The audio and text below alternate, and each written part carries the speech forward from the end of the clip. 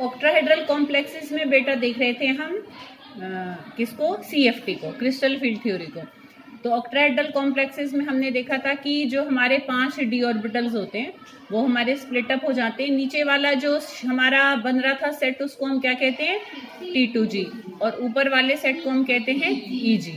तो जब हमारे एक तरीके से जब उन पांचों में डिस्ट्रीब्यूट हुए थे तो उनके बीच में जो एनर्जी डिफरेंस पैदा हुआ था उस एनर्जी डिफरेंस को हम क्या कहते थे, CFSC, crystal field splitting energy भी कह देते हैं, क्रिस्टल फील्ड स्टेबलाइजेशन एनर्जी भी कह देते हैं, जिसको कि हमने रिप्रेजेंट किया था, किससे रिप्रेजेंट करते हैं, डेल्टा O से। और ये भी हमने देखा था कि जो T2G होते हैं वो तो हमारा एक तरीके से क्या हुआ था, -0.4 डेल्टा O नीचे गया था, और जो EG है वो हमारा +0.6 डेल्टा O ऊपर गया था। ठीक है, और अगर मैं इसको 5 की टर्म में देखूं कि अगर हम उस वैल्यू को 5 मानकर चले तो नीचे वाला अगर हमारा क्या है बेटा, 2/5 एनर्जी कम हुई है तो ऊपर वाले की 3/5 बढ़ गई। ठीक है, तो ये कल CFSC के बारे में भी देखा था हमने, और आज हम इसको निकालेंगे भी हर पर्टिकुलर कॉन्फ़िगरेशन के लिए। तो उससे पहले हम ये देखेंगे कि जो हमारी क्रिस्टल फील्ड थ्योरी थी उसने सारे लिगेंड्स को उनकी स्ट्रेंथ के हिसाब से भी अरेंज करके हमें एक ऑर्डर दिया था, and that order is called spectrochemical series. तो स्पेक्ट्रोकेमिकल सीरीज की हेल्प से हम क्या कर सकते हैं, वी कैन इजीली जज कि भाई कौन सा लिगेंड हमारा स्ट्रॉन्ग होगा और कौन सा लिगेंड वीक होगा। तो अगर हम उस सीरीज में देखें तो ज्यादातर जो हमारे एनायन होते हैं, सब तो नहीं बट काफी सारे हमारे जो एनायनिक लिगेंड्स हैं वो तो हमारे वीक लिगेंड्स थे। ठीक है, जैसे फ्लोरिडो, क्लोरिडो, ब्रोमिडो, है ना, इसमें हमारे देखो सल्फाइडो भी आ जाता है जो हमारा H2 नेगेटिव है, थायोसल्फाइनेटो भी आ जाता है। ठीक है, थायोसल्फेनेटो एक तरीके से, नहीं इसको हम क्या कहेंगे, थायोसाइनाइडो। ठीक है बेटा, तो इस तरीके से, और बीच में हमारे ऑक्जेलेटो आ जाते हैं, और हमारे जैसे ऑक्साइडो आ जाते हैं, हाइड्रोक्सो, और सबसे इधर हमारे कौन से वाले आते हैं जो हमने बैलेंस बॉन्ड थ्योरी में भी कंसिडर करे थे, इथेन 1,2 डायमीन हो गया, CO हो गया, CN नेगेटिव हो गया। तो ये हमारे क्या थे, स्ट्रॉन्ग फील्ड लिगेंड थे। ठीक है बेटा, तो जिन लिगेंड्स को जो हमारे जिनकी डेल्टा O की वैल्यू, मतलब जिन लिगेंड्स की डेल्टा O की वैल्यू कम होती है उनको तो हम क्या कहते हैं, वीक फील्ड लिगेंड्स। जैसे कई बार अलग से यही पूछ लें कि वीक फील्ड लिगेंड क्या होते हैं और स्ट्रॉन्ग फील्ड लिगेंड क्या होते हैं। तो जिन लिगेंड्स की डेल्टा O की वैल्यू कम होती है वो हमारे क्या कहलाती हैं बेटा, जिनकी स्मॉल डेल्टा O की वैल्यू होगी उनको हम वीक फील्ड लिगेंड्स कहते हैं, और जिनकी डेल्टा O की वैल्यू लार्ज होती है उनको हम क्या कहते हैं बेटा, स्ट्रॉन्ग फील्ड लिगेंड्स कहते हैं। ठीक है, तो हम इस थ्योरी ने हमें ये चीज क्लियर करी थी कि हम इजीली बता सकते हैं कि भाई ये लिगेंड स्ट्रॉन्ग है और ये लिगेंड वीक है। स्ट्रॉन्ग ये काम करेगा, वीक ये काम करेगा। ठीक है बेटा, स्ट्रॉन्ग अगर होंगे तो डिफरेंस बढ़ जाएगा, जब डिफरेंस बढ़ेगा तो हमारे देखो अभी हम आगे भी हम 2 टाइप के कॉम्प्लेक्सेस इसी में देखने वाले, एक लो स्पिन कॉम्प्लेक्स होते हैं, एक हाई स्पिन कॉम्प्लेक्स होते हैं। तो हम देखेंगे कब लो स्पिन कॉम्प्लेक्स बनेगा और कब हमारा हाई स्पिन कॉम्प्लेक्स बनेगा, वो according to the strength of ligand ही हम जज करेंगे। ठीक है बेटा, तो अब हम क्या करेंगे बेटा कि CFSC को कैलकुलेट करेंगे कि डिफरेंट हम एक तरीके से इलेक्ट्रॉनिक कन्फिग्रेशन में we can find out CFSC।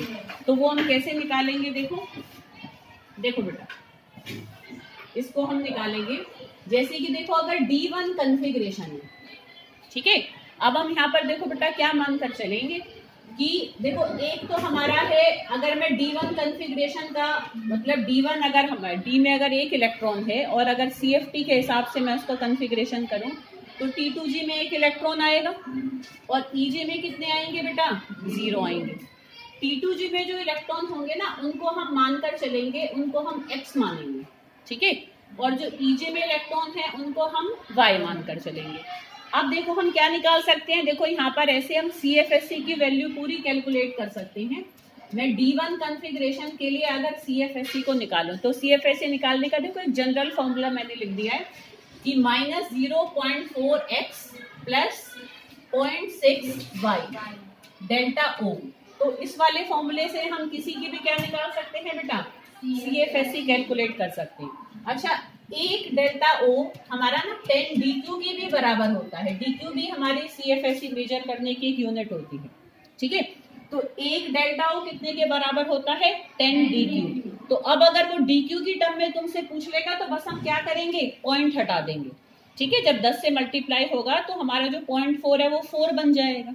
ठीक है, तो अगर डी क्यू की टर्म में हमें CFSE निकालनी है तो ये क्या बन जाएगा, -4x प्लस 6y, और यहाँ पर मैं क्या लिखूंगी, डी क्यू। तो हम ऐसे डेल्टा ओ की टर्म में भी CFSE निकाल सकते हैं और डी क्यू की टर्म में भी निकाल सकते हैं।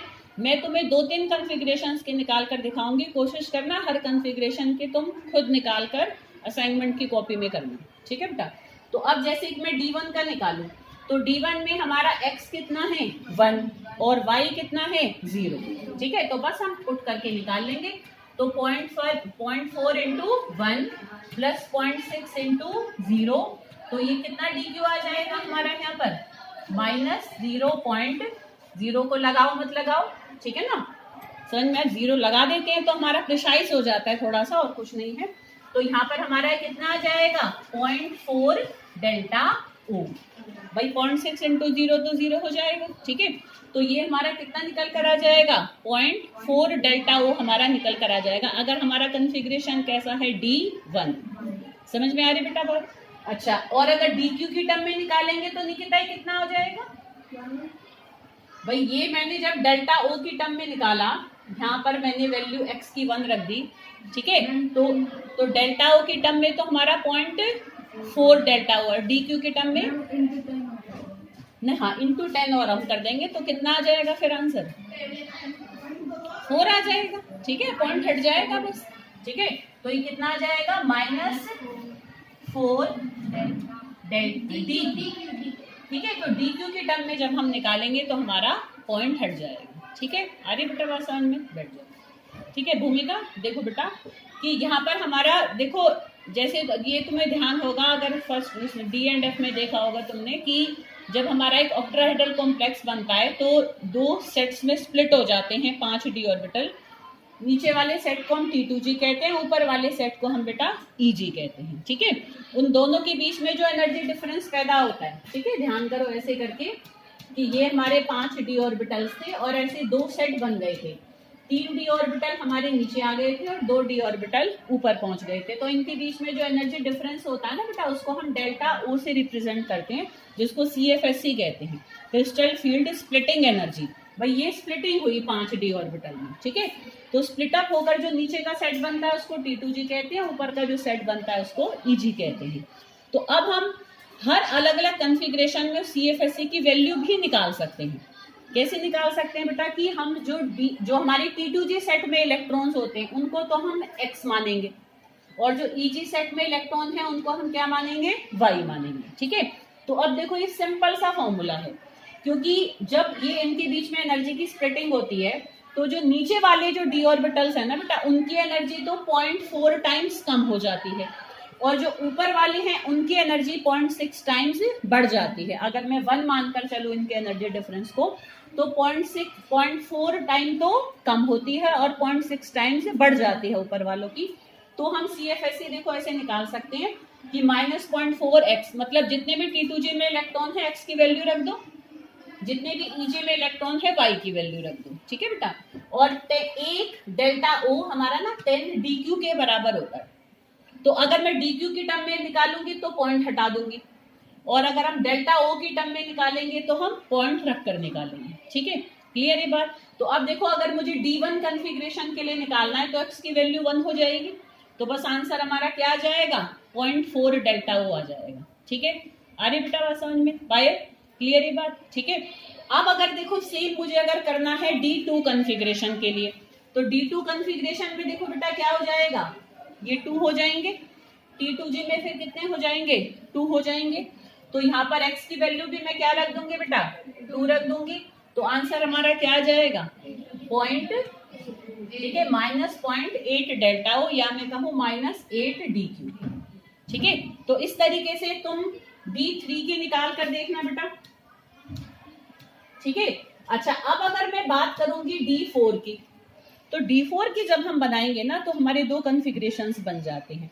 देखो D1, D2, D3 तक हमारा एक ही बनेगा, पर D3 देखें, हम D4 देखें, D5 देखें, D6 देखें, D7 देखें तो इसमें कुछ कन्फिग्रेशन हमारे बीच के ऐसे होंगे जिसमें दो पॉसिबिलिटी होंगी कन्फिग्रेशन बनने की, ठीक है। तो उन दो टाइप्स को हम, एक को लो स्पिन स्टेट और एक को हम हाई स्पिन स्टेट कहते हैं। देखो उसको हम कैसे निकालते हैं। देखो अब अगर बात है किसकी, D4 कन्फिग्रेशन की बात करें, D3 को तुम खुद करना बेटा, असाइनमेंट की कॉपी में कर लेना। अब D4 की अगर मैं बात करूं तो देखो बेटा D4 के केस में अब देखो दो पॉसिबिलिटी है। देखो अगर मैं इसको ऐसे बनाऊं, ये हमारा क्या है बेटा T2G सेट और ये है हमारा EG, ठीक है बेटा। अब देखो बेटा एक और पॉसिबिलिटी को हम और बनाएंगे, देखो उसको हम कैसे कैसे कर सकते हैं। तो ये हमारा EG और ये हमारा T2G। अब देखो डिपेंड करता है बेटा जो लीगेंड इनके पास आया है वो कैसा है। अगर लीगेंड है हमारा स्ट्रॉन्ग, ठीक है, तो क्या होगा हमारा कि जो चारों इलेक्ट्रॉन है ना वो हमारे कहाँ रह जाएंगे, नीचे ही बनेंगे, ठीक है। अगर इनके बीच में CFSC ज्यादा है तो इलेक्ट्रॉन के पास इतनी एनर्जी नहीं है कि वो ऊपर के लेवल में भी खुद जा सके ड्यूरिंग अ सिंपल कन्फिग्रेशन। तो जब कन्फिग्रेशन हो रहा है, एक कॉम्प्लेक्स बना, हमारा लीगेंड्स पास आए और लीगेंड्स अगर थे स्ट्रॉन्ग तो हमारे सारे इलेक्ट्रॉन्स नीचे ही आ जाएंगे और ऐसे हम कन्फिग्रेशन को कहेंगे लो स्पिन स्टेट। ये हमारी कैसी बनेगी बेटा, लो स्पिन स्टेट। तो ये लो स्पिन स्टेट बनी। बट अगर लीगेंड होगा हमारा वीक और एनर्जी डिफरेंस दोनों के बीच में बहुत कम है, तो उस एनर्जी कम डिफरेंस की वजह से बेटा जो चौथा इलेक्ट्रॉन है वो कहाँ पहुंच जाएगा बेटा, इसमें EG में ऊपर पहुंच जाएगा। तो ये इसकी क्या बनेगी, हाई स्पिन स्टेट। तो ऐसे ही तुम देख सकते हो बेटा लो स्पिन स्टेट और हाई स्पिन स्टेट हमारी D5 की भी बन जाएगी। भाई D5 में या तो मैं पांचों को नीचे रखूं या 3 को ऊपर रखूं और 2 को ऊपर रख दूं। ऐसे D6 में भी बन जाएगी बेटा कि भाई मैं 4 को नीचे रखूं और 2 को ऊपर पहुंचा दूं। समझ रहे बेटा। अच्छा अब पहले इसकी D4 की ना, अब इनकी अगर हम CFSC निकालेंगे तो देखो बेटा वो भी अलग अलग आएगी, ठीक है। तो कई बार हम लो स्पिन और हाई स्पिन स्टेट की कई बार ऐसे भी पूछी जा सकती है कि for D4 configuration find out the CFSC for its low spin state and for its high spin state. तो इसकी निकालेंगे हम, लो स्पिन स्टेट की निकालो बेटा, इसकी क्या निकल कर आएगी CFSC। इसकी अगर मैं CFSC निकालूंगी तो -0.4 इंटू यहाँ पर क्या आ जाएगा 4 प्लस 0.6 हमारा इंटू क्या हो जाएगा 0। तो यहाँ पर कितनी आ जाएगी वैल्यू, -1.6, ठीक है बेटा। तो -1.6 इसकी क्या आ जाएगी डेल्टा और अगर मैं DQ की टर्म में निकालूंगी तो 16 DQ निकल -16 DQ आ जाएगी। समझ में आ रही बेटा बात। ऐसी इसकी निकालो CFSC। ये तो मैंने निकाली इसकी लो स्पिन स्टेट की। हम हाई स्पिन स्टेट की निकालेंगे तो क्योंकि नोट्स में मैंने ऐसे नहीं कर रखे होंगे सारे, एक दो कोई करके शो कर रखा है, पर तुम ट्राई करो तुम हर कन्फिग्रेशन की खुद CFSC निकाल सको। बुक में भी टेबल है, सबकी निकली हुई है। तो यहाँ पर अगर हम देखेंगे तो यहाँ पर क्या हो जाएगा बेटा, अगर मैं इसकी CFSC निकालूं तो CFSC इक्वल टू -0.4 इंटू 3 फिर प्लस 0.6 इंटू 1। तो अब यहाँ पर कितनी आ जाएगी बेटा हमारी 12 और 12 में से 6 जाएंगे तो फिर ये 6 रह जाएगा ना हमारा। तो फिर इसकी -0.6 हमारी क्या निकल कर आएगी डेल्टा और -6 आएगी इसकी DQ।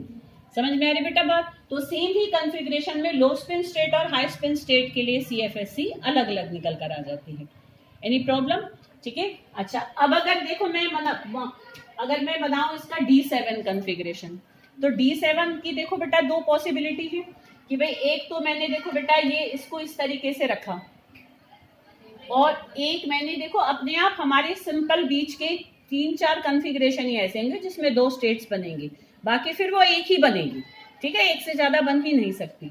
तो अब देखो एक तो ये हो सकता है और एक हमारा देखो बेटा क्या हो सकता है कि भाई यहाँ पर पहले सबको एक दिया, जैसे कि हम नॉर्मल इलेक्ट्रॉनिक कॉन्फ़िगरेशन करते थे ना कि जब तक पेयरिंग नहीं करेंगे जब तक सबको एक ना मिल जाए।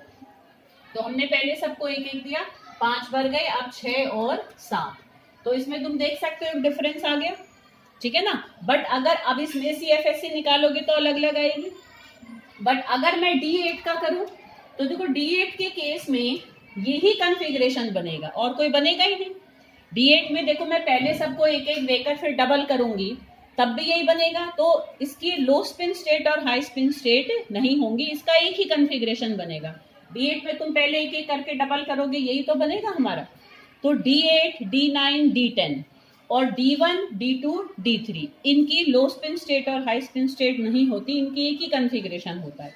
कौन कौन से बच गए बीच के बेटा? देखो D4, D5 और D7, इनकी अगर मैं कॉन्फ़िगरेशन करूंगी तो इनके हमें दो स्टेट्स मिलेंगी, लो स्पिन स्टेट और हाई स्पिन स्टेट। बाकी अगर मैं कॉन्फ़िगरेशन करूं तो या तो सारे नीचे रह जाएंगे या नीचे के भरकर और फिर हमारे ऊपर पहुंचेंगे। ठीक है बेटा, समझ में आ रही बेटा बात? तो ये हमने CFSE को निकाला। अच्छा, अब हम अगर देखें कि लो स्पिन स्टेट बनती है किसी कॉन्फ़िगरेशन की कौन कौन से में, D4, D5 और D7 में, कि हाई बनेगी, वो डिपेंड करता है बेटा दो एनर्जीज पर। ठीक है, कई बार ऐसे भी पूछ लेते हैं कि भाई हम कैसे जज करेंगे कि भाई लो स्पिन स्टेट बनेगी कि हाई स्पिन स्टेट बनेगी। तो both depends upon two energies, कि जब एक सिस्टम बनता है, एक कॉम्प्लेक्स बनता है, तो उसमें दो एनर्जीज अकाउंट में आती हैं बेटा। एक तो होती है हमारी डेल्टा O और एक होती है बेटा पेयरिंग एनर्जी। एक क्या होती है? Pairing energy. अब देखो ये दोनों चीजें क्या हैं। अब मैं इसको जरा यहाँ पर हम B6 कॉन्फ़िगरेशन को बनाऊं, अगर मैं देखो कोई भी बना लेते हैं, वैसे चलो इसी को ही बना देंगे हम। ठीक है, ये जो हम कर रहे थे इसको फिर यहाँ से हटाती हूँ। ठीक है, D7 बना रखा था हमने। ठीक है, 1 2 3 4 5 6 D7 के लिए, हाँ ठीक है ना, ये इसकी लो स्पिन स्टेट है, ये इसकी हाई स्पिन स्टेट है। तो देखो बेटा, एक हमारी होती है डेल्टा और एक होती है पेयरिंग एनर्जी। देखो दोनों कामों के लिए एनर्जी चाहिए, कोई काम ऐसा नहीं बेटा जिसमें एनर्जी ना लगे। देखो अब अगर मान लो इलेक्ट्रॉन ऊपर जाने से बच रहा है, नीचे नीचे ही रह रहा है, तो एक ही ऑर्बिटल में दो इलेक्ट्रॉन्स आएंगे। तो जब उनकी आपस में पेयरिंग हो रही होगी उसमें भी कुछ एनर्जी लगती है, क्योंकि इलेक्ट्रॉन इलेक्ट्रॉन के बीच में रिपल्शन रहता है, तो वो अवॉइड करती है कि एक साथ रहना। जैसे अगर बराबर एनर्जी होती है, तो तुमने देखा है ना, हमने हंस रूल को देखा है, हमेशा वो सिंगली फिल्ड होते हैं। भाई जब जगह है और एनर्जी सारे ऑर्बिटल्स की बराबर है, तो वो प्रेफर करेंगे कि दूर दूर रहें, जबरदस्ती पेयरिंग ना हो। पर जब भाई बजाय की और हायर एनर्जी में जाए, उससे बढ़िया फिर वो क्या करना स्टार्ट कर देता है, पेयरिंग करना स्टार्ट करता है। तो अब अगर लो स्पिन स्टेट बनती है तब तो कौन सी एनर्जी यूज होती है? Pairing energy. और अगर ऊपर जाता है तो कौन सी एनर्जी यूज होती है? Delta O. But delta O की बराबर एनर्जी होगी तभी तो इलेक्ट्रॉन ऊपर पहुंचेगा, और यहाँ पेयरिंग एनर्जी के बराबर होगी तो पेयरिंग होगी। तो अब देखो बेटा, जिस काम में सिस्टम की कम एनर्जी लगेगी वो वाला काम उस टाइम हो जाएगा। मतलब अगर पेयरिंग एनर्जी हमारी कम होगी डेल्टा ओ से, क्योंकि पेयरिंग एनर्जी तो सबकी बराबर है कि भाई एक ऑर्बिटल में इलेक्ट्रॉन को पेयर होने के लिए जो एनर्जी चाहिए, चेंज क्या होती है हर बार? Delta O. That depends upon strength of ligand, कि जो लीगेंट आ रहा है, जो मेटल आयन है, उसका साइज कैसा है, उसकी ऑक्सीडेशन स्टेट कैसी है, तो इन सब चीजों पर डेल्टा ओ डिपेंड करती है, मेटल आयन के साइज, चार्ज और लीगेंट्स की स्ट्रेंथ पर। ठीक है बेटा, तो अगर डेल्टा ओ ज्यादा है, समझ में आ रही बेटा बात?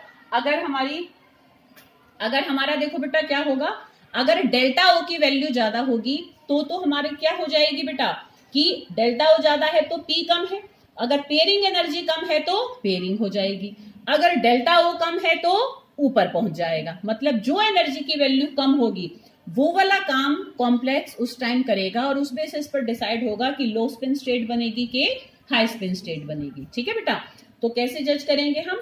If delta O is greater than pairing energy, अगर डेल्टा ओ ज्यादा होगा तो बताओ कि लो स्पिन स्टेट बनेगा कि हाई स्पिन स्टेट बनेगा? लो स्पिन स्टेट, क्योंकि डेल्टा ओ ज्यादा है, ऊपर जाने में उसको ज्यादा एनर्जी लगानी पड़ रही है, तो उससे बेटर वो क्या करेगा?